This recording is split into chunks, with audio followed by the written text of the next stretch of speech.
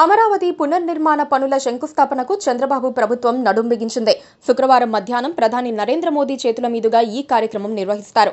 10 ఏళ్ల క్రితం 2015 అక్టోబర్ 22న తొలిసారి స్వయంగా ప్రధాని మోదీనే అమరావతి నిర్మాణానికి శంకుస్థాపన చేయగా తర్వాతి పరిణామాల్లో పనులు ఆగిపోయాయి.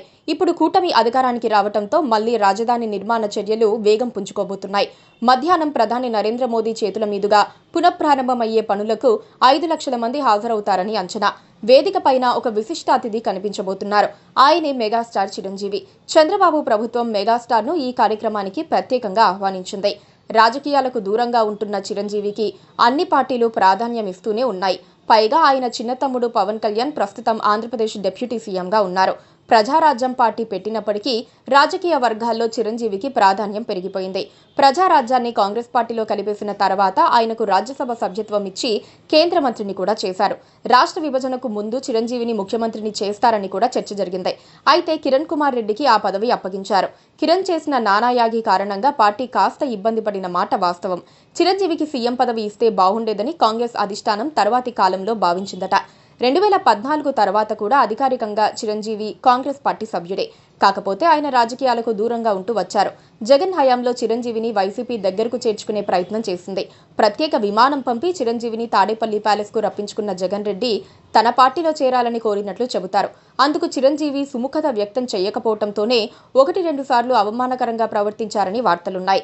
పైగా నిత్యం పవన్ కళ్యాణ్ ను ఆయన పెళ్లిళ్లను విమర్శిస్తూ ఉంటే ఎలా దగ్గరకు చేరతారనేది జగన్ కు అర్థం కాని అంశంగానే మిగిలిపోయింది. కూటమి అధికారానికి రాగానే చిరంజీవిని గౌరవించేందుకు అన్ని చర్యలు తీసుకుంది. చంద్రబాబు ప్రభుత్వ ప్రమాణ స్వీకార కార్యక్రమానికి చిరంజీవి ప్రత్యేక అతిథిగా హాజరై స్టేజ్ మీద కనిపించారు. ప్రధాని మోదీ స్వయంగా వచ్చి చిరంజీవిని పలకరించడంతో పాటు అన్నదమ్ములిద్దరి చేతులు పట్టుకొని పైకెత్తి ప్రజలకు అభివాదం చేయడం ద్వారా మనం ఒకటే అన్న సందేశం ఇచ్చారు. మధ్యలో 1-2 పర్యాయాలు కూటమి నేతలు చిరంజీవిని ఏదో విధంగా కలుస్తూనే ఉన్నారు. చిరంజీవి ఒప్పుకుంటే ప్రభుత్వంలో గౌరవప్రదమైన పదవిని ఇవ్వాలని కూడా భావిస్తున్నారు. మరో మెగా బ్రదర్ కొనిదెల నాగబాబుకు మంత్రి పదవి ఇప్పటికే ఖరారయ్యింది. చిరంజీవిని దగ్గరకు తీసుకునేందుకు పార్టీలు ప్రయత్నించడం వెనుక 2 కారణాలున్నాయి.